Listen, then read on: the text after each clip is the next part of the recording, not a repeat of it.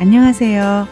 자유교회 이진우 목사가 보내드리는 아침 묵상입니다. 오늘도 예수 그리스도의 향기를 내는 복된 하루가 되시길 바랍니다. 10월 22일 금요일 아침 묵상입니다. 오늘은 바예수라 하는 유대인 거짓 선지자라는 제목으로 사도행전 13장 6절로 7절 말씀 묵상합니다. 온 섬 가운데로 지나서 바보에 이르러 바예수라 하는 유대인 거짓 선지자인 마술사를 만나니 그가 총독 서기오 바울과 함께 있으니 서기오 바울은 지혜 있는 사람이라 바나바와 사울을 불러 하나님의 말씀을 듣고자 하더라. 한 주간도 고생 많으셨습니다. 주님 안에서 참 평안과 안식을 누리는 주일 되시길 바라며 금요일 아침 묵상 시작합니다. 바나바와 사울은 첫 선교지로 구브로 섬의 동쪽 항구인 살라미에 도착했습니다. 그곳에서 유대인 회당을 찾아다니며 예수가 그리스도이심을 전파했습니다. 바나바와 사울이 살라미에서 가장 먼저 유대인 회당을 찾아 복음을 전한 것은 유대인들에게만 복음을 전하려고 했던 것은 아닙니다.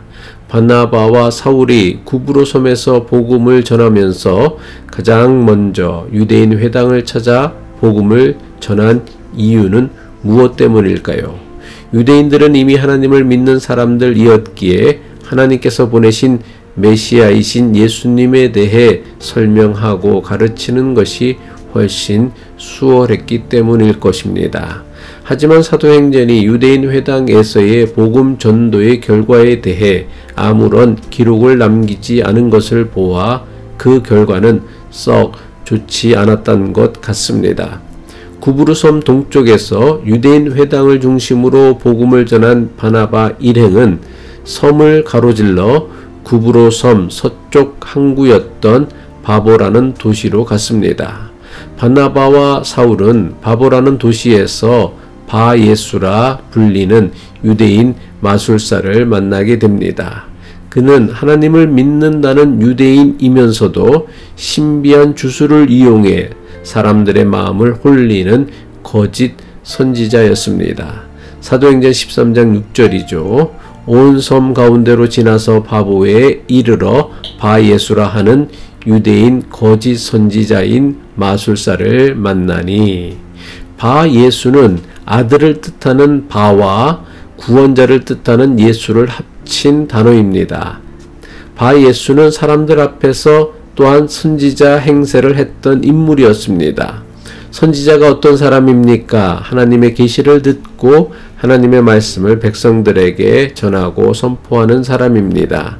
하지만 바예수는 진짜 선지자가 아니라 가짜 선지자였습니다. 마술사 바예수는 하나님의 이름을 앞세워 자신이 하는 말이 마치 하나님에게서 받은 말씀인 것처럼 거짓말을 업으로 삼는 사람이었습니다. 그는 자신을 찾아온 사람들에게 당장 듣기 좋은 말로 사람들에게 거짓 위안을 주거나 아무런 근거도 없는 위협적인 말로 사람들을 두려움에 사로잡히게 했습니다. 또한 그는 신비한 주술을 보이며 사람들을 겁주거나 현혹해서 사람들에게 강력한 영적 영향력을 행사하는 악한 사람이었습니다. 누구보다 하나님을 잘 알며 스스로 하나님의 백성이라고 자부하는 유대인이 하나님의 이름을 이용해 자기 욕심을 채우는 거짓 선지자 노릇을 한 것입니다. 심지어 하나님 말씀을 전한다는 선지자가 사악한 주술로 사람들의 마음을 미혹하거나 위협하는 마술사 노릇까지 하고 있었던 것입니다. 하지만 구브로 섬에 살던 유대인은 물론이고 그곳 주민들은 바예수라는 마술사가 사람들을 미혹하여 자기 욕심만 채우는 거짓 선지자라는 것을 분별하지 못했습니다. 심지어 구브로 섬을 다스리는 로마 제국의 총독 서기오 바울이라는 사람조차 거짓 선지자인 바예수를 자기 곁에 두고 그의 조언을 들으며 섬을 통치하였습니다. 사도행전은 서기오 바울에 대해 그는 지혜 있는 사람이라고 소개하였습니다. 사도행전 13장 7절이죠. 그는 총독 서기오 바울과 함께 있으니 서기오 바울은 지혜 있는 사람이라 바나바와 사울을 불러 하나님의 말씀을 듣고자 하더라. 사도행전의 기록처럼 서기오 바울은 로마 제국의 총독으로 구부로 섬의 최고 지도자이며 심지어 지혜 있는 사람이라는 칭찬을 들었던 사람이었습니다. 하지만 서기오 바울은 자신이 가진 세상의 지위와 세상의 지혜를 가지고도 신비한 마술을 하는 바 예수가 거짓 선지자라는 것을 분별하지 못했습니다. 이것은 지금 우리도 마찬가지입니다. 아무리 세상에서의 학문이나 지식이 많다고 영적 분별력이 생기는 것이 아닙니다. 하나님의 말씀을 전하는 진짜 선지자와 하나님 말씀을 이용하여 자신의 탐욕을 채우는 거짓 선지자를 분별하는 영적 분별력은 오직 성령의 인도하심에 순종할 때만 가능합니다. 많은 교인이 하나님 말씀을 전하는 진짜 선지자와 하나님 말씀을 이용하여 자신의 배려만 채우는 가짜 선지자를 분별하지 못합니다. 왜 그렇습니까? 우리의 믿음이 거짓 선지자처럼 하나님의 말씀을 이용하여 자기 욕심을 채우려는 탐욕으로 가득 차 있기 때문은 아닐까요?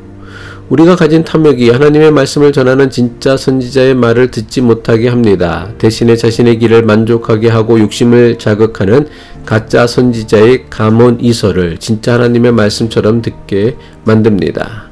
내가 무엇이라고 불리는 것과 내가 그 부름에 합당한 사람이 되는 것은 전혀 다른 문제입니다. 그런데 우리는 이것을 자꾸 잊어버리거나 외면하며 신앙 생활하려고 합니다. 우리가 사람들에게 그리스도인이라 불린다면 우리는 그리스도인에 합당한 사람이 되려고 최선을 다해 노력해야 합니다. 내가 교회에서 집사님으로, 권사님으로, 장로님으로 불린다면 내게 부여받은 직분에 합당한 사람이 되려고 최선을 다해 노력해야 합니다. 예수님은 귀신에게 괴롭힘을 받다가 더러운 귀신을 쫓아내고 구원을 받은 사람의 예를 들며 이런 비유의 말씀을 하셨습니다. 마태복음 12장 43절로 45절이죠.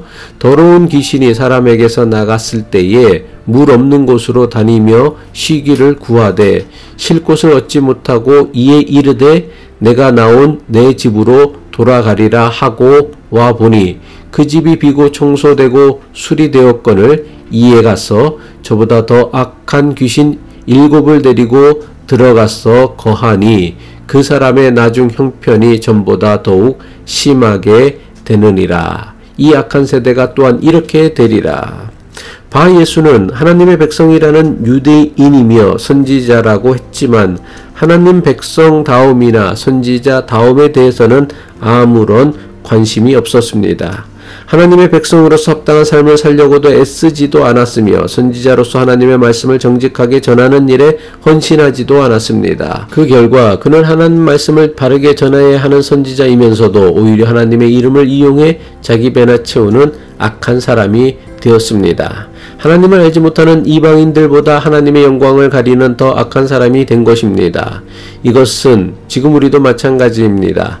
예수를 그리스도라 믿는 우리가 그리스도인다워지지 않는다면 이것은 예수를 알지도 믿지도 않는 사람들보다 못한 일이 되고 맙니다.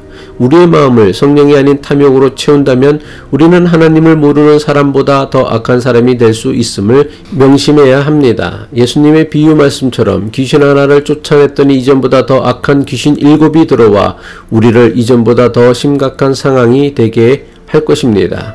우리의 마음을 탐심이 아닌 하나님의 거룩한 영이신 성령으로 채워야 합니다. 탐심을 따라 살아가는 인생이 아니라 성령의 인도하심을 따라 살아가는 삶이 되어야 할 것입니다. 그래야 하나님의 자녀로 거룩한 삶을 사는 사람이 될 것입니다. 기도하겠습니다. 성령 충만함으로 자신의 배만 채우려는 거짓 선지자의 감언이설을 분별하는 믿음을 주옵소서. 성령의 인도하심에 순종하며 성도로 구별된 삶을 살아가는 거룩한 하나님의 자녀가 되게 하옵소서. 예수 그리스도의 이름으로 기도합니다.